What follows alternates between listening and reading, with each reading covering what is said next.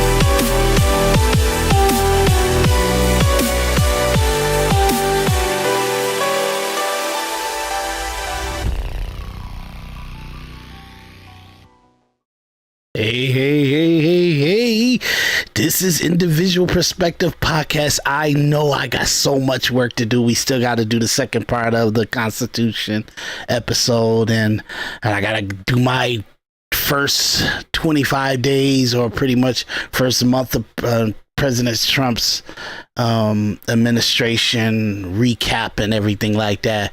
But I gotta bring you into this one. This is I've been watching how Fox News is covering the Zelenskyy and Trump's Oval Office meeting, and they're so compromised. I love Fox News. It's the only option really for us to kind of watch something that can somewhat give us the truth of what's going on.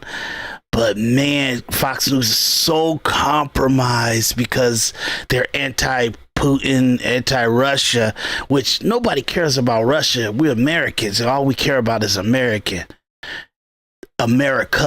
But everybody in the political world, their ideology is if you're not against Putin, you're for Putin, and it's not an objective individual perspective on it.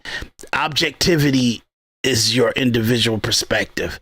If your individual perspective is foundationed with subjective narrative, then it's nothing that has credibility and it has no substance to it. Objectivity is an individual perspective because it's the truth.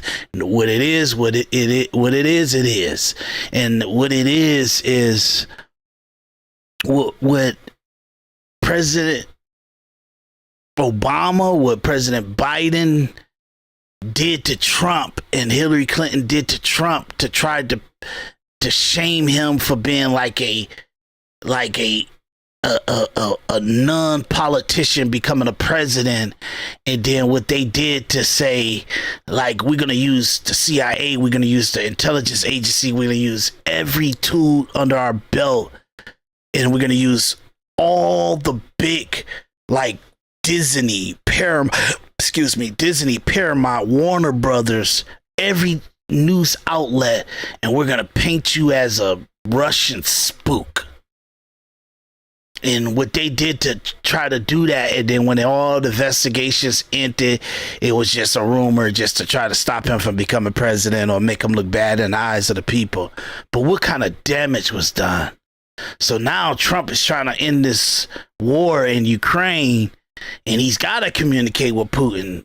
You know, he don't have no problem with Putin, but the problem that he has with Putin is the problem that Obama had with Putin, the problem that Biden had with Putin, the problem that the media has with Putin, the problem that Ukraine has with Putin, what the European nations have with Putin and stuff. That's their problem. So he's got to he can't have his mind of his own, and he can't really have an individual perspective and an objectivity analysis on how to handle the situation, because they want him to have the mindset of what everybody else has. But Trump is not that type of person. He's going to have the mindset of what he want to have and what he think is the best for the situation.